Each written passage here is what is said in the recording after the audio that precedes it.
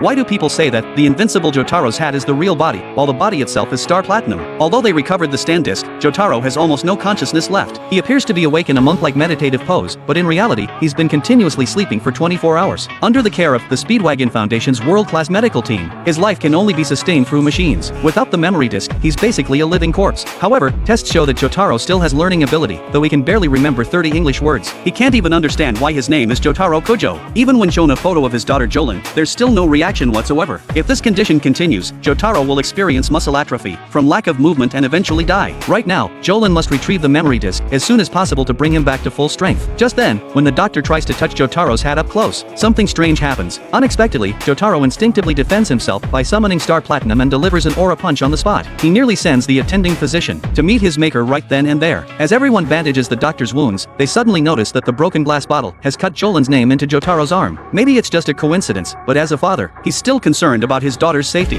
As a member of the Joestar family, even without memories, the blood connection between family members cannot be severed. But FF suddenly becomes curious. She already gave Jolin emergency treatment, so the wound should have healed by now. Yet now there are letter-like scars appearing on her right hand. Looking at the writing on her arm, Jolin instantly understands. This is a message her father is sending her. Although she can't explain the specific reason, she can clearly feel her father caring about her. At this moment, she also understands her father's well-intentioned approach. That invincible man has been protecting them from the very beginning. The reason he hasn't been by her side is because he doesn't want her and her mother dragged into this kind of situation. From this point on, Jolin and her father truly achieve a spiritual connection. After defeating the Feng Shui master Kenzo, their current goal is to retrieve Dio's bone. Watching Jolin walking ahead, Anasue suddenly has a bold idea. He wants FF to do him a favor, trip Jolin who's walking in front, and then he can catch her with his strong shoulders. This way, Jolin will understand that he's protecting her. FF is a bit confused after hearing this. Isn't this basically sexual harassment? Anasue doesn't think so. FF must help with this favor because they made a promise to help him marry Jolin. Reluctantly, FF can only apologize to Jolin in advance. She thought the result would be perfect, but this maneuver actually helps Jolin discover a prisoner tightly gripping the bone. But strangely, after this guy breaks free from Jolin's restraint, large patches of his skin tissue fall off.